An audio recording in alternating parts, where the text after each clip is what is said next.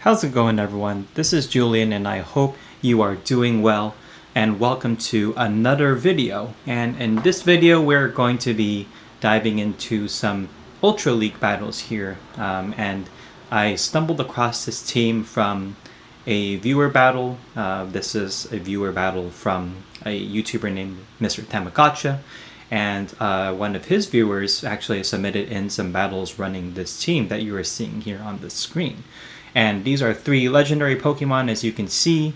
All of them except the Giratina are running at least one legacy move. So we have Cobalion in the lead with Double Kick, the legacy move Sacred Sword and Stone Edge. And then 2 very bulky Pokemon here in the back with Cresselia with the legacy move of Grass Knot and Moonblast. And of course Giratina altered with Dragon Claw and Shadow Sneak with the fast move of Shadow Claw. Now, of course, there is a case to be made that you can definitely run Future Sight instead of Grass Knot, but I just feel like Grass Knot has better overall coverage, so I think that's why I chose to keep that on there. And then Moonblast is definitely a must for any Dark types, and just providing very good overall coverage, as you can see here. And Giratina, you can definitely run it with either Shadow Claw or Dragon Breath. You will lose some matchups with Shadow Claw, for example, if it's something like an Obstagoon or the normal types like Greedent or whatnot that you will see. But against most anything else, it will be just fine. Dragon Breath will actually be resisted with some more types. Steels, Fairies will resist the Dragon type fast move, but if you are coming up against an Obstagoon or something like that, it will actually be better in that matchup. But it basically is your own personal preference and what you want to cover, but that is the moves that I chose here. So these 3 fairly bulky, as you can see. They can pretty much go up against most of the meta here, even though there are some of the newer additions to the Ultra League meta, such as Breaking Swipe Steelix, whatnot. This team will still do just fine. So without further ado, I'm going to go ahead and get straight to the commentary here, and I'll quickly point out here that this set I was able to get a 5-0. This just shows you how bulky and how powerful this team really is. So I again tried it for myself here after seeing the viewer video, and I wanted to try it for myself because I had access to all of these 3 Pokemon already, so why not give it a try?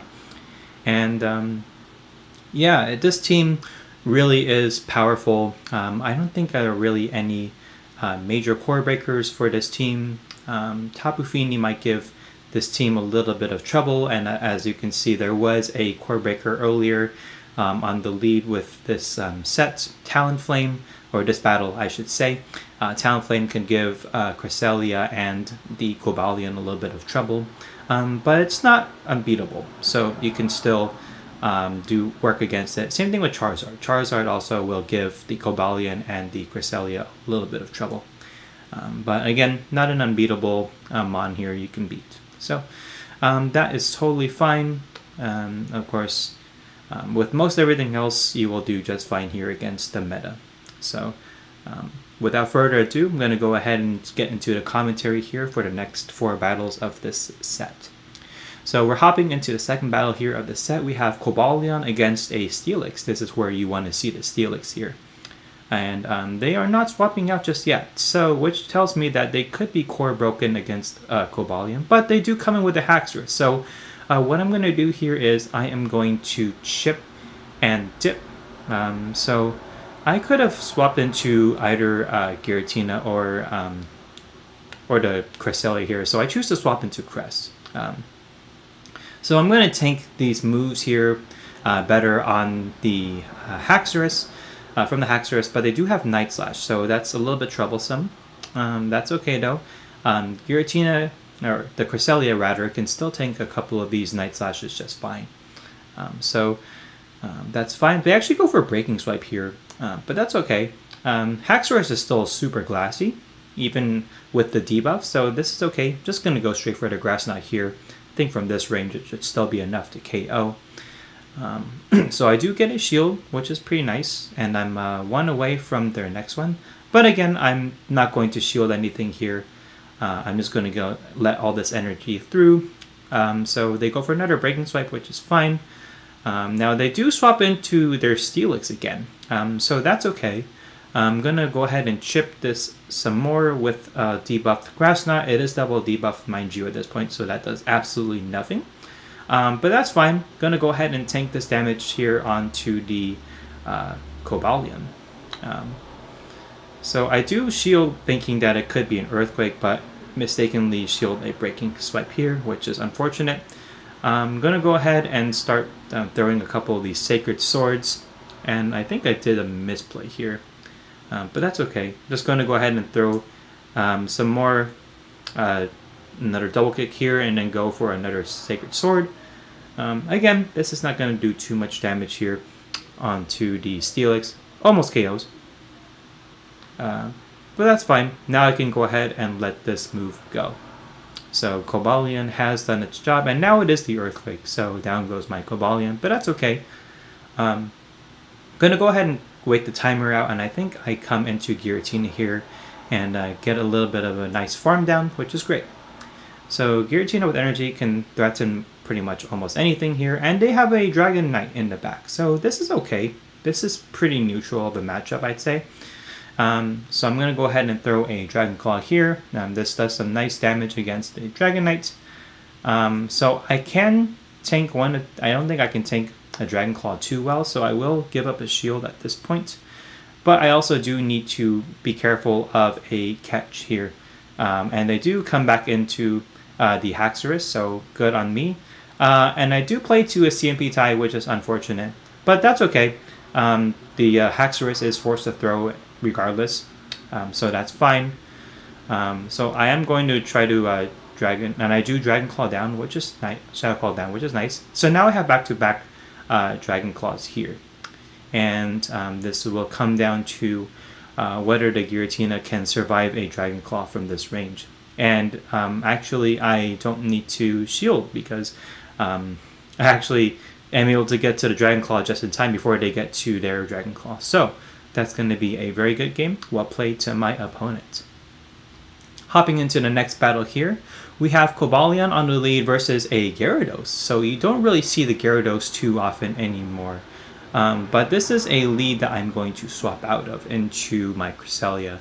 And Gyarados is actually kind of a core breaker too, which I also didn't realize. But it's just that we don't really see too many Gyaradoses nowadays because Ampharos is now meta. And they do go for Crunch, and fortunately for me, no debuff here, which is great.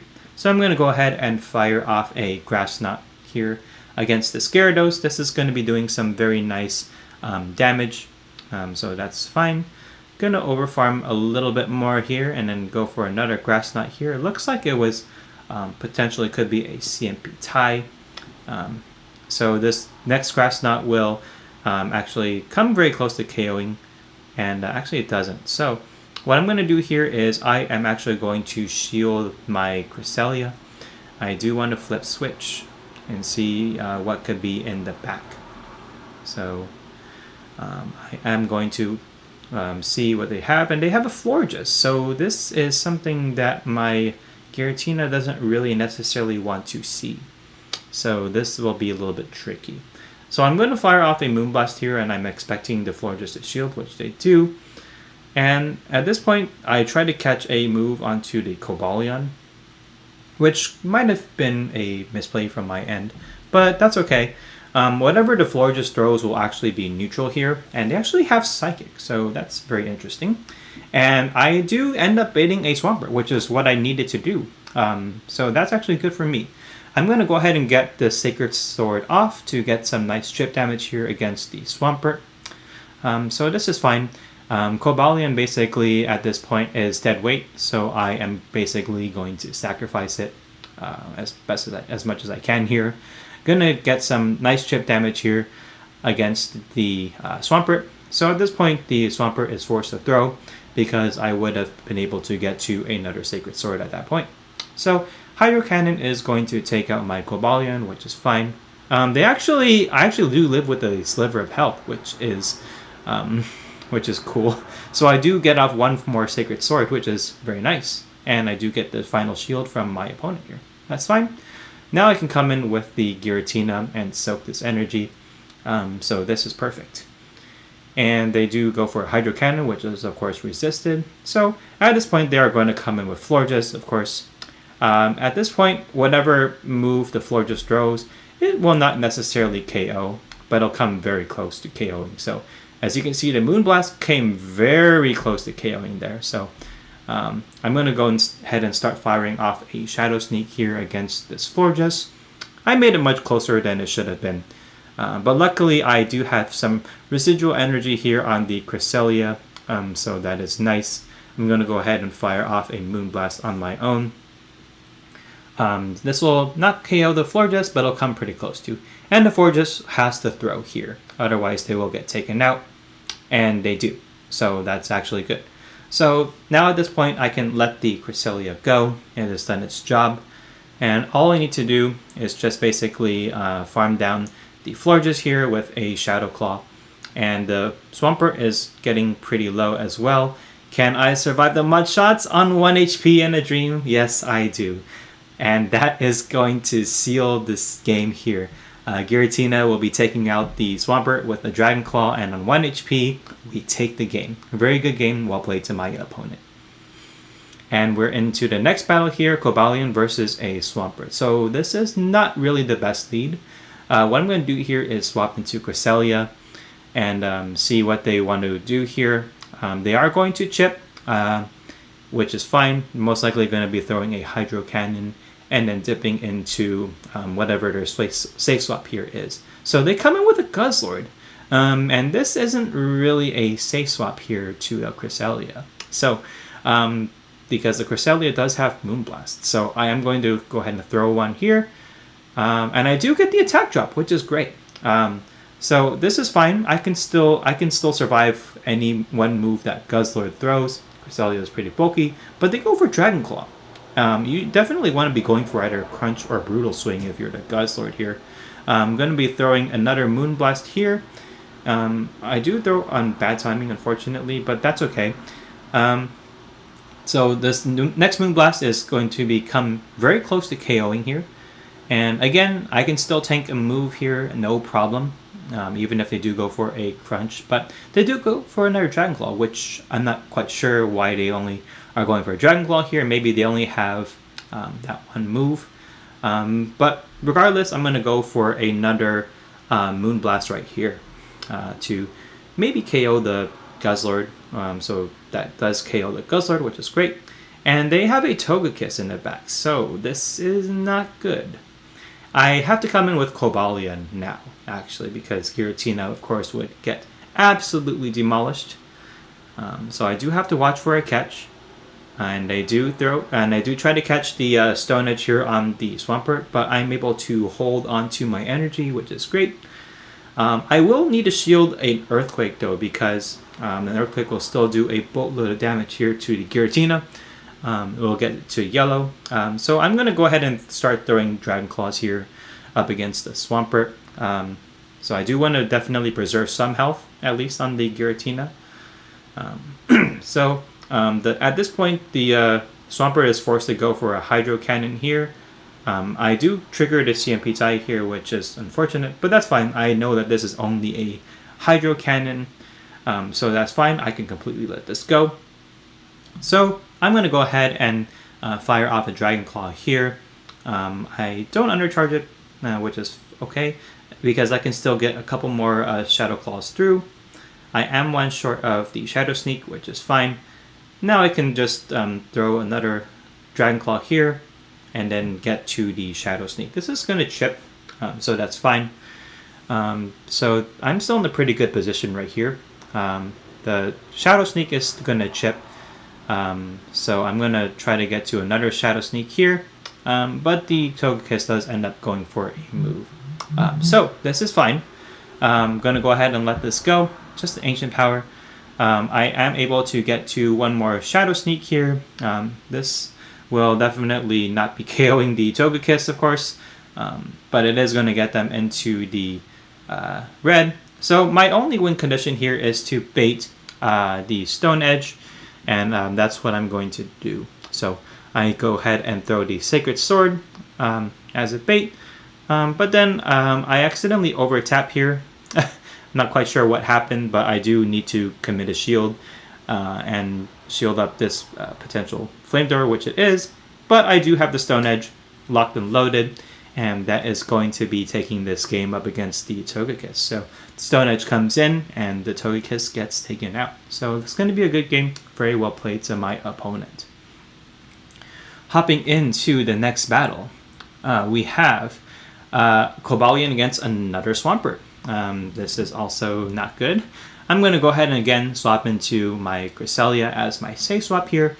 I can tank this move, no problem. This is most likely just going to be a Hydro. So that's fine. The Hydro comes through, and the opponent swaps, is going to try to swap into, or the opponent doesn't try to catch the Grass Knot to anything yet. So I'm going to go ahead and throw a Grass Knot.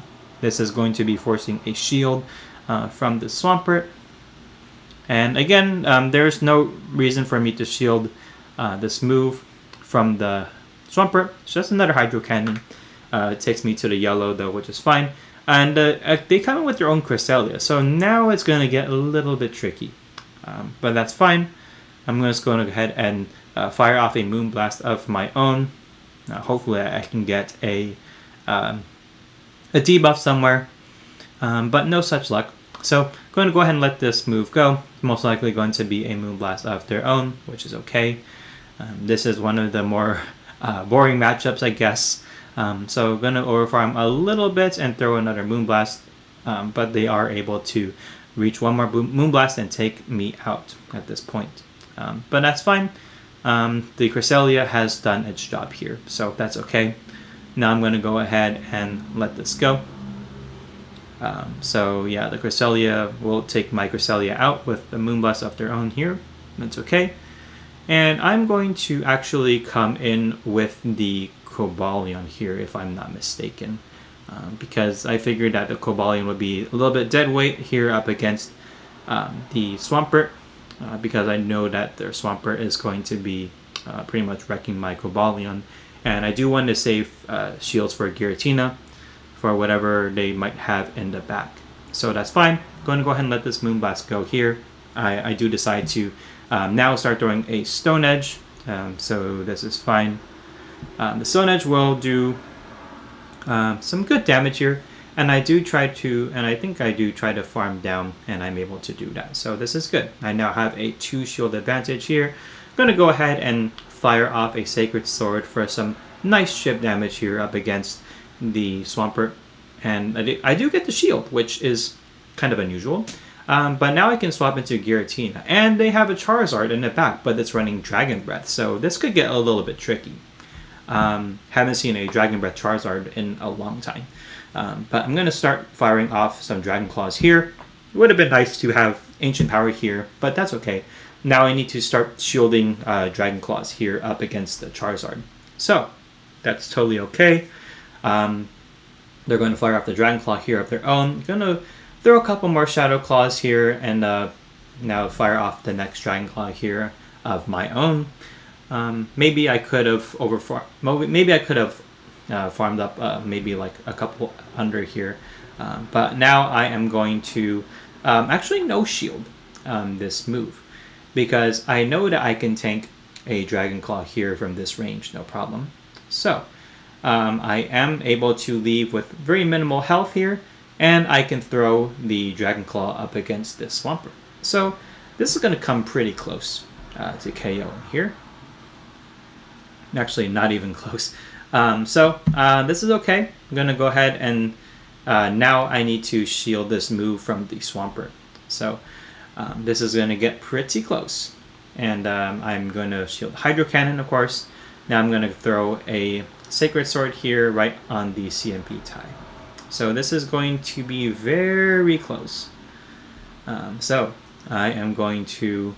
I am not able to farm down because the Swampert does have another move. So that is going to actually almost take out my Swampert. Or that's almost going to take out my Cobalion. But again on 1 HP, Giratina coming in clutch. Dragon Claw locked and loaded is going to take out this Swampert. So wow, what a game. That is going to be a good game. Very well played to my opponent there. And that is the set. So as you can see, these were very fun battles, but of course this team is really bulky, and I just wanted to showcase that for you all today. So thank you guys so much for taking some time to watch this video. If you guys enjoy the content, please feel free to give this video a like, and also subscribe to the channel if you haven't done so already. Any extra bit really will help the channel grow. And of course, if you guys wanted to stay tuned to any upcoming videos that I am going to be releasing, hopefully I'll be releasing at least one more video about the Ultra League just for this current week. Feel free to hit the notification bell so you can stay up to date with whenever I post videos next. But in any case, that's going to be it for this video. Thank you guys so much for watching, and I'll see you all in the next one.